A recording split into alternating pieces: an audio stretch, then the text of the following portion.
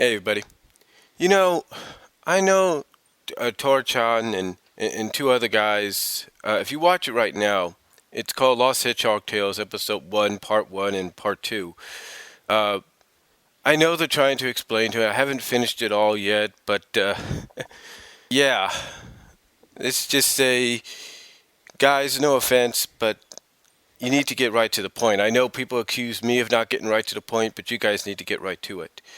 Anyway, I talked about Lost Hedgehog Tales myself a little bit, so. Oh, sorry about that. My finger hit the mic. But yeah, I was on camera and I talked about Lost Hedgehog Tales, the first part, chapter, if you will. I didn't read from it, but I just talked about what was in there, so. Yeah, it's in part one, chapter one, if you will. You could find over at the Bumble King forums. The Bumble King page, I should say. So bumbleking.com, you can find it there. But for anybody that's curious as to why this is happening, why Ian Flynn, even though it's took him a while to finally get this going, why he's doing this and exactly how we came to it. Well, here's the reason. Here's the reason. And I do apologize if this does go long, but it's got a lot of history behind it. You see, 160 was Ian Flynn's first official issue as head writer. First official one. Now, it wasn't his last one. Obviously, because he's still writing for the comic. But 160 was his first issue. That is basically, as of right now, 118 issues ago on the main comic. Now, Ian Flynn, from what I do understand, maybe I'm wrong, maybe I heard wrong or something like that, but Ian Flynn, I think, even before this, was kind of ghost writing, kind of ghost editing or writing for the comic. I think he was doing that. He wasn't head writer, he was kind of ghosting, if you will. Again, maybe I'm wrong, but I think I read that somewhere. So, anyway, before this, of course, as a lot of you know, Ken Penders was the head guy. But he kind of switched out. He kind of had shared head writing duties with Cole Bollar. Cole Bollar and him at first looked like they could work together, but when Ken Penders went off and did, not went off, but was mainly focusing on the Knuckle stories, Cole Bollar was given, in my opinion, full reign. He basically became head writer of the main Sonic comic. Now, Cole Bollar, he didn't last long as head writer, but he lasted long enough to where he had basically a very visual effect. He had a very visual effect on the comic. Basically, Cole Bollar had come up with several stories. Some that were good, some that were not so good. And despite how people feel about Ken Penders, he did try to fix some of those decisions that Cole Bollar had made. He did. He did try to fix them. But he couldn't really fix them as much as he could. He did the best he could. Some of the things that Cole Bollar had done was he came up with some ideas that didn't really sit well with fans.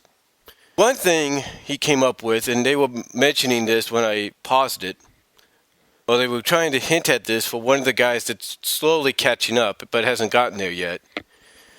Cole Bollar came up with a decision to do what was known as sort of a high school portion for a high school arc for the comic. Yeah, he had come up with a high school arc for the comic.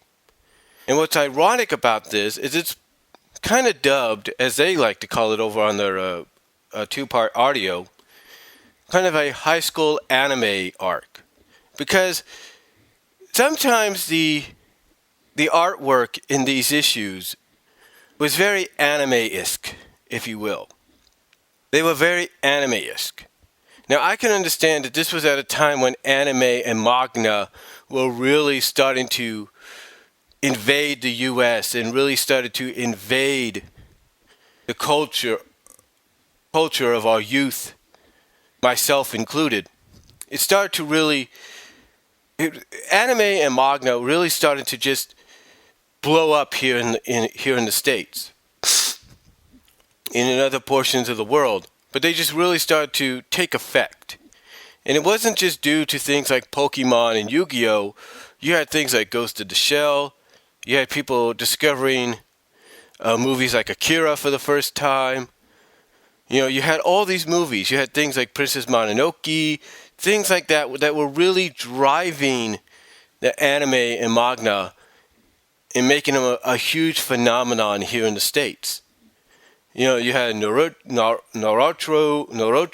One Piece, all these different mangas and animes that are coming up and really becoming part of this. You had Gundam, stuff like that. So it wasn't surprising that the people over at Archie Comics decided to draw art style-wise the characters in a very anime-esque kind of style, as well as make the stories, from Cole Bollar's standpoint, very anime-esque as well, and that's why we had the inclusion of a high school arc. You see, basically, long story short, from a story standpoint, Cole Bollar's had it to where Elizus, who is Sally's brother, was temporarily the king. His father was ill. His father was sick. Something had happened. Oh, not ill, but he was injured. He couldn't perform as king at the time. So Elizus took over temporarily. And Jeffrey St. John, who was a Ken Pender's character, from a story standpoint, saw this as an opportunity to kind of get into power himself. And I guess if you read between the lines, gave him a better opportunity of trying to get close to Sally because he still had feelings for Sally, if you look at it from that standpoint. So one of the things I think Jeffrey came up with for Elizus to do was make a decision to where all the freedom fighters now had to go to school. Basically, the freedom fighters were temporarily disbanded. Jeffrey St. John letting his ego get the best of him, wanting the glory. And again, I guess in a sense to try to impress Sally, wanted his Secret Service to be the ones to defend the kingdom. And yeah, you can pretty much guess how that went. But that's basically why, that's basically why this high school anime era or arc in the comics took place. And to kind of add to it, they did give some of the characters, like Bunny and Rotor, some temporary redesigns just for the high school deal. I mean, they gave Rotor sort of like kind of a, how do I put this? They gave him a t-shirt and a beanie and glasses to wear, kind of sunglasses to wear. That's what they gave him.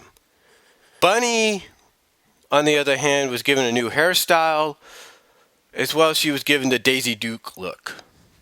I am not joking. So yeah, and that lasted for a little while, not too long, but that lasted for a little bit. And again, it was one of the things that as soon as Ken Penders came back on board and tried to fix some of the decisions, some of the mistakes that Cole Bollar's made,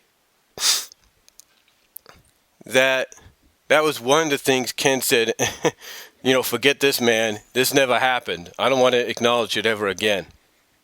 But yeah, he tried his best to fix what he could, but it really didn't last.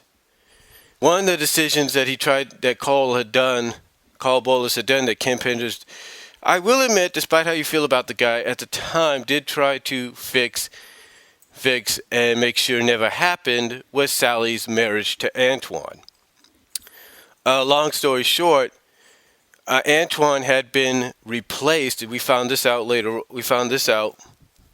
Later on, or earlier on, about 5-6 issues before, or something like that. It was around that. I think it was, I don't know, about 6, 7, 8 issues before. I don't really remember. But Antoine had been replaced by his evil counterpart from another dimension, Patch. Named that way because he had a patch over his eye. So he was replaced by him because Sonic's counterpart didn't want, who was evil Sonic, now Scourge, didn't want anybody usurping him. So, long story short, Patch took the opportunity in Antoine's place to try to rise to power. What Patch had done is he had poisoned the king while he was, posing as Antoine off on a world tour with the king and the queen, and again tried to use this to rise to power and become king. There was no doubt that if Cole Bollar was still on board, that he would have done something to where Patch would have became king, but temporarily then revealed himself as, hey, I'm not really Antoine, I'm Patch. I am now king. Something like that. I don't know. I'm thinking Cole may have had something planned for that, but thankfully that didn't happen. And again, Ken Penders came around and said, no, this is not happening. You shouldn't have done this, Cole. I'm going to fix this. And even though it's like one of his last stories that he ever wrote for, he just said, enough's enough. This ain't happening. So, yeah, basically around 155 and 156, which were several of his last issues, he decided to kind of fix a little bit of that mess as well. But by that time, and this was like, by that time, this was like I'd say about a couple of issues before Ian Flynn came on board officially. So by that time, though, because the comic was going through so many different writers, well, mostly two different writers, it became so convoluted and confusing that when Ian Flynn finally came on board in 160, he had his work cut out for him. But Ian Flynn, give the guy credit whether you like his writing or you don't. When he came on board, he basically said, look, one of my main goals is to clean this mess up, and that I do have a few guidelines. Now, he hasn't really stuck to some of the guidelines. I think he kind of had to switch them up due to maybe Archie and Sega kind of getting on him. But Ian Flynn, when he came on board, basically one of his goals was to clean things up. Now, he did start to slowly clean some things up. He started to slowly clean them up, kind of reduce cast, if you will, in some way. And what I mean by reduced cast is one of the decisions that he made, one of the guidelines or decisions that he had made, even though he hasn't stuck to it, is when a character dies, they die. That's it. And I think although when you look at it, it was for minor to smaller characters. In other words, characters that only appeared once in a while and that was it. But did kind of have an impact on the comic and in the stories at some times. So, here were characters that, had basically done what they had to do, but you know what? That's it. Let's get rid of them. One of the first characters he did that to was Tommy Turtle. That's not a lie. And that was a character that fans did not want to see anymore because, what point did he have? So basically, Tommy Turtle was the first to go. There were several others. There was Knuckles' dad, actually, was the second to go. And that was during the Urjak saga, one of his first major ones. So Urjak. Not Urjak, but Locke, Knuckles' dad, was the second to go. And there were several others, kind of minor and all that, but they did go. They died. So that was some of his goal, but he hasn't stuck to it since. I'm guessing because, like I say, maybe he got talked to by people at Archie and Sega and said, hey, you can't do that. So, who knows? But anyway, that was his goal, one of his goals. And again, one of his main goals was to clean things up. And he used several different story arcs to try to do that. He used several different story arcs throughout to try to do that, but he just could not, I guess he just couldn't really, clean up as much as he could. There was just so much. But this is where Sonic Universe came in because he had come up with an idea, and I guess it was approved, to do another comic series, but this time allow Universe to focus on the characters that he didn't have room for in the main comic. That was it. He didn't have room for them in the main comic, so Universe would be like an expansion of those an expansion area for those characters to go and have adventures in. Now, did that stay true? Yes. However, there were several issues throughout its past and current history, where it did not really do that. It did focus more on, it did tie into other things as well. In fact, one of the first issues it tied in, one of the first indications of that, of it tying into anything, was the Iron Dominion arc, which was his first year-long, this was a year-long story arc, and Universe was used as an extension of the Iron Dominion. And why was it an extension? Because you had Sonic, Sally, Tails, and Monkey Kong, or Ken as he called him in this story arc, going to the east to kind of convince a lot of the Iron Dominion strongholds or armies to disown the Iron Queen, to basically walk away and be their own. And they ended up succeeding in doing that. They did. And again, like I said, they ended up succeeding in doing that. And that was one of the first times that an extension of a main comic story arc had taken place. Now, as time had gone on, there would be other examples of that happening, of course, with the crossovers and stuff. But Universe did kind of stay true to what it was supposed to be, and even does stay true to this day of its original intention. You see, Sonic Universe, like I said, was an extension of what was supposed to be. And it being an extension basically was like, hey, this is home for other characters. And it's been exactly that. We've seen, even though it was a Tails story, we saw one that focused on Tails, Antoine, and Bunny, which was good. We've seen several Knuckles ones, so he's had his share. We're currently on, I think, our third or second silver one. We've had one or two we've had about two or three shadow ones. So it basically does live up to its name. It does live up to its name, but like I said, it does live up to its name. But again, there have been several instances. I mean, recently with Worlds Unite, that's another instance where a main story, mostly a crossover, Universe was used in that. But like I said, there were several instances, and like I said, that's the more recent instance of Universe being used in that. And the one thing Ian Flynn wanted to use Universe for as well, even though it was a comic to expand on the other characters, even Team Chaotix got their own story arc and got one with Knuckles as well. It was also, in a sense, tie in with the main comic. So like, if you're reading a current story arc in the main comic, then the Universe would be more like, okay, they would reference maybe that, and then they would say, go read this issue currently going on right now, or go back and read those issues.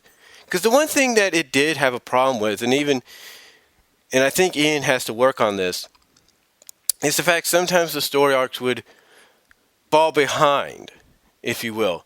When they did the Journey to the East story arc for the Iron Dominion saga, it was kind of in between, to where it began at a certain time, but the story arc lasted about 3 more months after the Dominion arc was done. And that to me kind of shows that he still has things to work on. I mean, we're in the Silver Age story arc right now, and this is a story arc that took place before the Worlds Unite crossover. So there's still some things that need to be worked on, and hopefully he'll figure that out soon. But again, but again, besides those things, Ian Flynn had brought Universe out to be that expansion. He even used it sometimes to tell different stories. In fact, there were,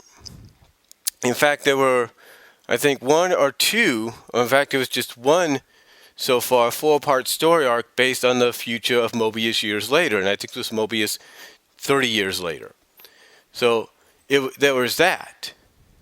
So he used it for that. What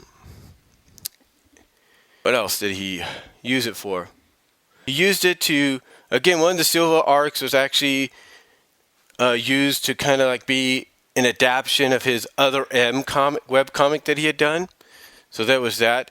So basically, it was allowed to do the story arcs, but also tell some that had no real connection to what was going on, just more along the lines of, here are some stories that we need to get, out there. And Universe was supposed to be used for its 50th issue as an epilogue, a closure to Sonic Underground, but something happened. I think we all know what it was, the behind-the-scenes stuff, and that didn't happen. We don't know why it affected the Underground adaptation, but it did. And then speaking of behind-the-scenes, and this is where things got interesting. You see, basically about... Sorry about that. Basically about 65 issues in, Ian Flynn wanted to shake things up again. He wanted to prove to everybody that nobody, not even the main cast, was acceptable to the no-death policy. He wanted to prove that. But he had to do it in a way to where, yes, he killed the character off, but he brought that character back. And of course, we're talking about Sally.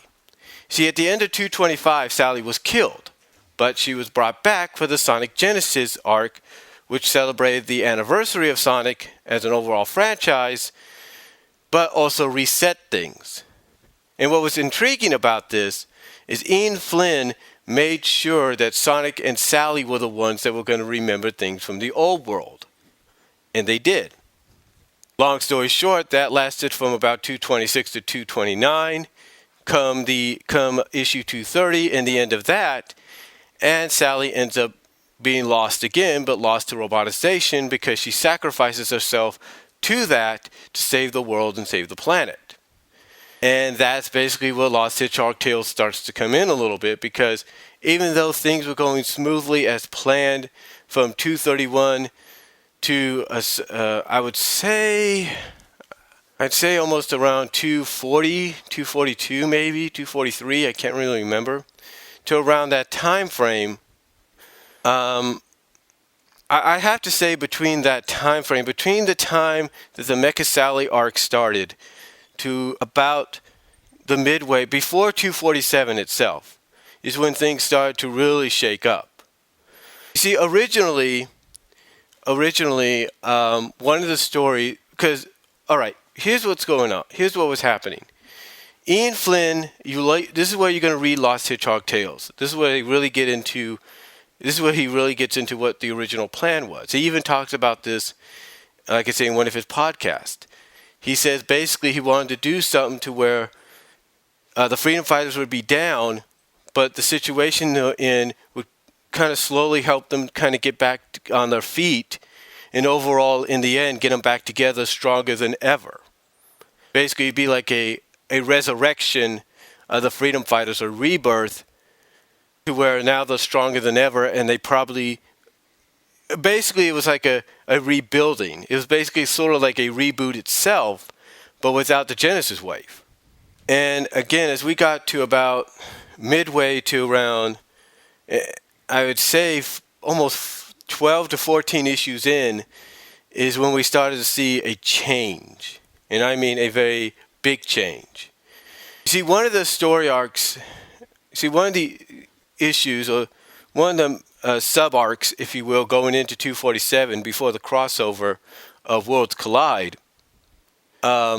which was the first Sonic Mega Man crossover, Ian Flynn planned it to where, as crazy as it sounds, there was this plant that had not been seen since about the very first issue or issues of the comic book itself, called the Krazood, that was going to be used to possibly be a restore an antidote to restore Sally, basically de-roboticize her.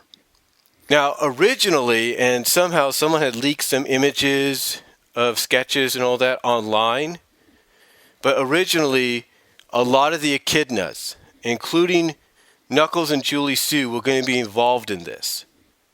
In fact, one of the covers for the previews, the solicits, if you will, had Julie Sue on the bottom right-hand corner, standing back to back with Amy Rose. Well, guess what happens? Guess what happens? The previews come out a little later after that, and Julie Sue is gone. It's like, what's going on here? Okay? It's like, what's going on? And basically what happened was Ian Flynn had to rewrite the story. Yeah. He had to rewrite it to where a lot of the Pender characters, from Knuckles' mother, Lolly, to Charmy's wife, Safan, to Julie Sue herself, were written out of the story and the continuity completely. Yeah, they were written out. They were written out to the point that Ken had used a character called Trash, who we had met before, but decided, I guess, to turn him into a villain or something, I don't know, and had him use this power that he got from Dr. Finitivius, this ring, to transport all the echidnas, including Julie Sue, and including any allies like Safan, into another dimension where there is no escape.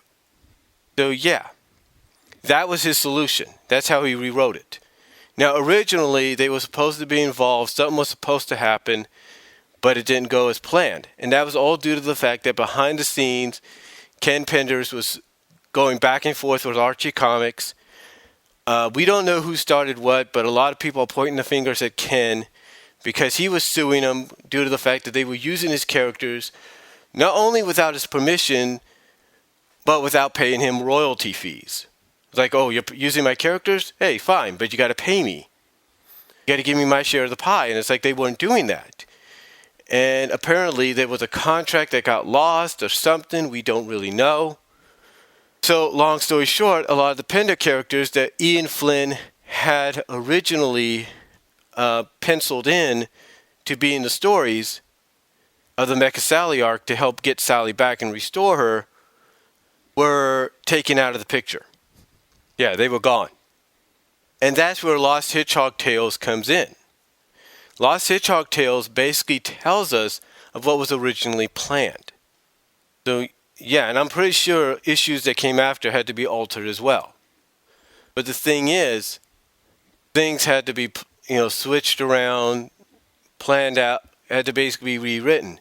Now, I know some people might say, well, if that's the case, how did the Arctic Freedom Fighters get in there? Well, I think the Arctic Freedom Fighters were created by another writer that's okay with Archie in the current staff using them. I'm pretty sure of it. I think it was Mike Gallagher maybe that created them. I can't really say. But somebody besides Ken had created the characters, and obviously they have no problem with those characters being used.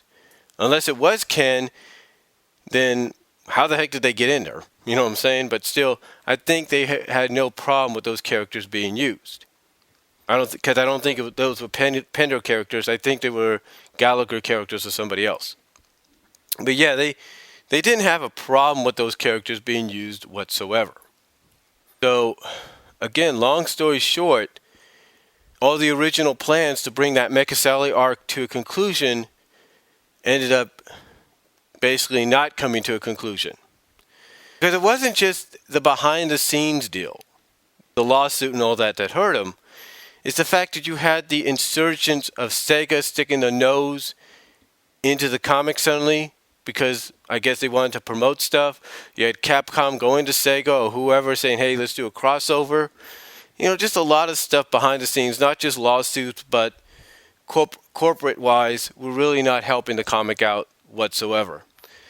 And in the end, basically, that's what caused Worlds Collide to kind of have the ending that it did, to where we're kind of now 26 issues in. But going to be 26 issues in to this, as I still look at it, soft retcon reboot. And the reason I still call it that, for anybody that's wondering, is because there's still some kind of connection and reference to the previous timeline. So there's that. Anyway, long story short, and again, I apologize for this going long. Long story short, that is why Ian Flynn, in my opinion, is finally releasing Lost Hedgehog Tales. That's why we're getting it. That's basically why he's created Lost Hedgehog Tales, to give us that idea of what happened, of what was supposed to happen, but it didn't.